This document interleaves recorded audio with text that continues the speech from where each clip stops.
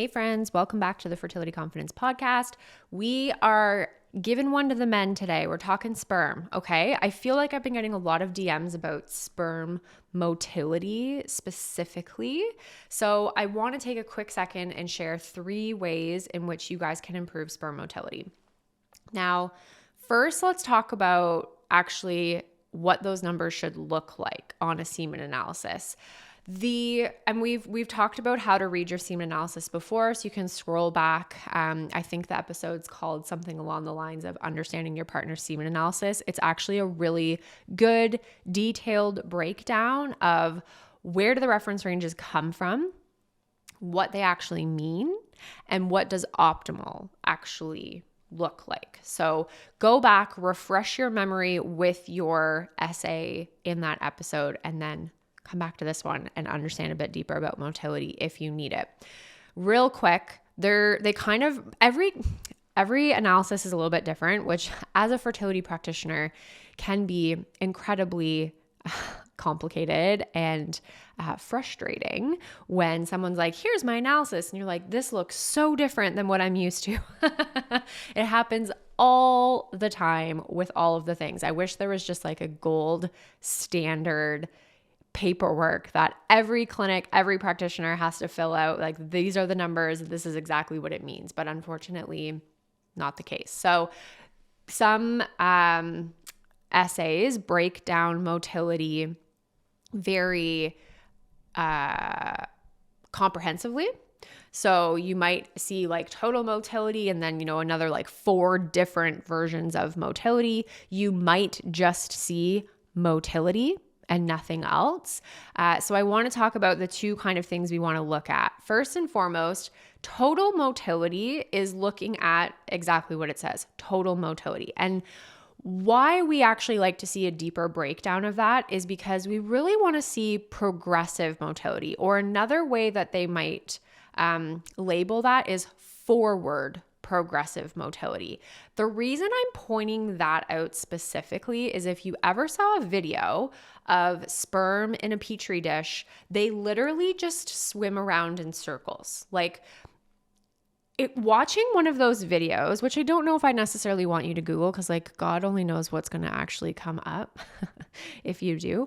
But when you actually see what sperm look like how they swim, you will finally understand why you need billions of them to potentially get the job done. Everyone's like, it only takes 1.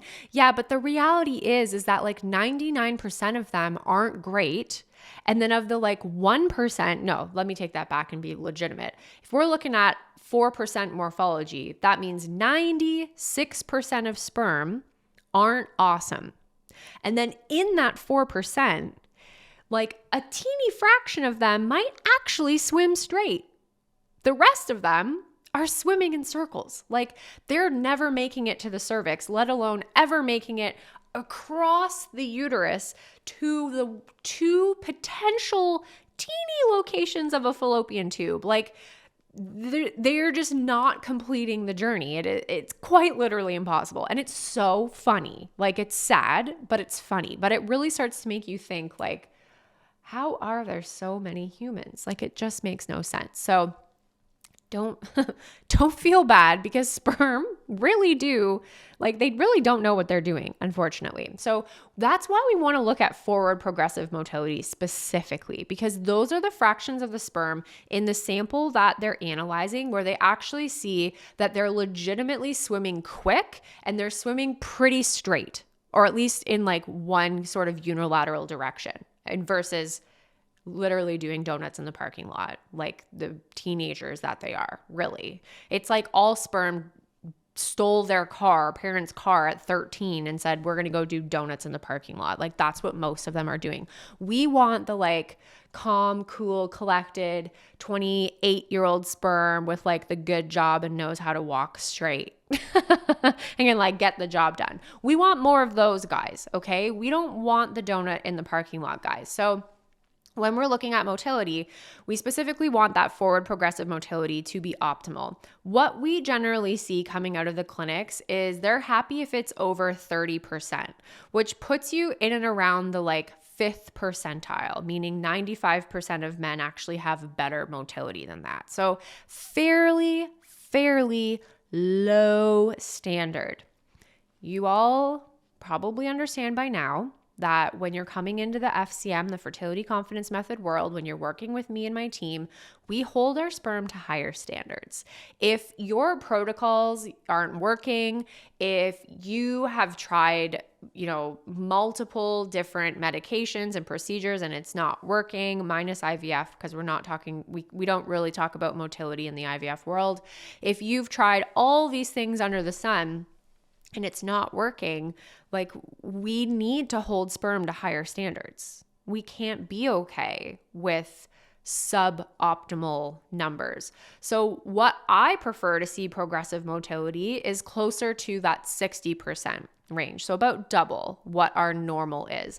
That way we know we have double a fighting chance of a sperm actually being able to swim in the right direction the way that it's supposed to. Because the reality is most of them just simply do not. So if your progressive forward sperm motility is lower than 60%, what do we do next? I'm going to share with you 3 out of an abundance of tips that we have, okay? The first is to lower your alcohol consumption. And I know that not everyone loves hearing that. And I will preface this by saying I'm not the fertility practitioner that takes alcohol off of the table for every single couple that walks through my proverbial door, my internet connection, and the reason for that is I don't think it actually does serve every single couple to be completely alcohol free. Now, when we're looking at the research, we know that in couples doing IVF, if men had more than 4, I almost said 3, but I keep actually messing that up because it's 4 drinks per week on average, they had a lower fertilization rate and a lower clinical pregnancy rate. So in IVF, we are seeing alcohol consumption impacting negatively. Now, you might be listening and not doing IVF. So what else do we see from the research? We also see specifically reduced motility with what they call chronic or high alcohol consumption, which quite literally is 6 drinks per week. It's actually not that much that's not even 1 drink a night. So if you're someone that likes to come home and have a beer after work and another beer with dinner, you very, very easily could be in the 14 to 20 drinks per week realm without actually being someone who gets drunk during the week or feels like a regular alcohol user. It adds up very quickly when we're talking about lower consumption for fertility. So we know from IVF 4 drinks a week or more, okay? That's actually not that many. And when we say drinks, we're talking proper measured beverages. So I think for wine, it's 6 ounces, which, most pours of wine at home are not 6-ounce drinks, but even at most restaurants, you're getting a 9-ounce glass of wine usually. So we're usually closer to a drink and a half actually being what our standard consumption is just based on size. I can't remember what the ounces for beer is, but I do know it's smaller than 1 pint. I can't remember what it is off the top of my head, but it is smaller than a pint. So if you like to go out on the weekends and have a couple pints, you're probably having what we would consider, 8 standard drinks just in that one sitting. And we know that alcohol lowers motility. We also know that it can impact morphology and count as well. But we want to really, when we're working on motility, that seems to be one of the things that can actually make a pretty big difference. So this is where we make kind of a clinical by clinical decision. Depending on where your motility is, we may have a conversation with you about stopping for a few months and see what happens. If it's not that bad, we may have a conversation around just trying to get down to that 4 drinks a week and seeing what happens. We get to decide based on where you're at, where your numbers are at, and your overall, health and vitality in other areas as well, because we have to look at this from a broader lens. So alcohol is one of the things we want to talk about and focus on if motility is low, and especially if motility is not changing with supplements. So kind of coming back, we have this conversation with women all the time where when it's not working, we're always searching for what pill to take, what can we buy to swallow to fix the problem. It's the same thing with men. Motility is low, what pills help with that? Morphology is low, what supplements should I take? But if you're doing the supplements and we're not seeing the changes, we may not be actually contributing deep enough with the nutrition and the lifestyle pieces. So some food for thought. If you've been in this journey for a while and you're listening and you aren't seeing the results that you want, maybe it is time to actually take a little bit deeper look at how you're treating your body on the day-to-day.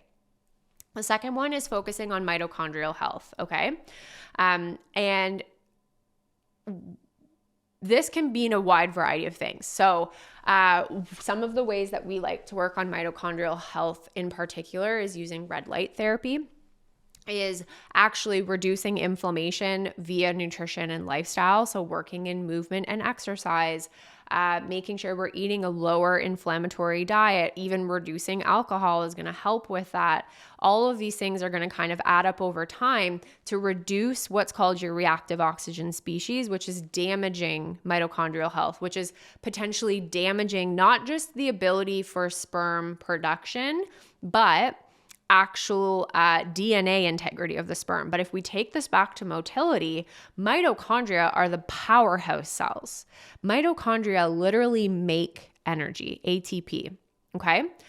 If your sperm can't make ATP because they're mitochondrial powerhouse cells, they're mito, they stink, they're lazy, they're not even functioning, we can go into like the really crazy, like I have major biochem flashbacks talking about mitochondria and ATP production because there's like the Krebs cycle and the electron transport chain, right? Where you like, if you were in science, you know how you see like, these are how the electrons bounce down the chain. That's what's literally happening. Like, yes, whenever I learned that stuff, I was like, when am I ever going to use this again? Probably never. But the reality is in some indirect way, I talk about that shit every single day, which is so crazy. That's how your body makes energy. Mitochondria. That's how sperm have the capability to even swim. If we can't make energy, we can't move. So mitochondrial health really does matter. And the best way we can serve our mitochondria is reducing inflammation. So looking at what you're putting in your body, we could also have a whole conversation about like environmental toxins and endocrine disrupting chemicals. How are you moving your body? And then we can talk about red light therapy and things like biohacking kind of ways. You know, there's a large push for cold plunging right now. And we don't have a lot of research, but the reality is that the contrast hot and cold hydrotherapy and the way that, you know, works on reducing inflammation and boosting brain neurotransmitters actually likely has a really good opportunity for repairing mitochondrial health as well. So end all your showers on cold for 30 seconds and see how you feel. And then the last one is actually some supplementation.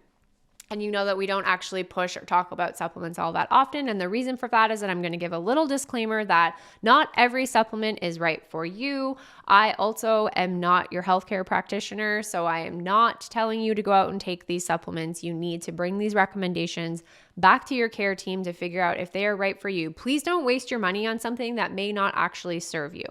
But when we're talking about motility specifically, there's two different things that have a decent amount of research that we like to implement. One is acetyl L-carnitine, an amazing amino acid, has some really cool research around motility specifically and just powering those sperm, getting them moving. And the second is actually CoQ10, which is one that we don't use a whole heck of a lot in FCM, but CoQ10 is a cofactor in the electron transport chain inside mitochondria to make energy and ATP. Like we are literally giving the body something that it directly needs to power those sperm when we're using CoQ10. And you'll know that if you've been in the fertility game for a while, that's probably one of the most common products that is on the internet, right? So there is a place here when we're talking about motility to get into the realm of supplementation. But as always, our premise is nutrition and lifestyle first, supplementation is third. You need to put the other pieces into place and build that real strong foundation so that the supplements that you are investing in actually have the capacity to do what they're supposed to do. So hopefully that helps, and I'll see you guys in the next one.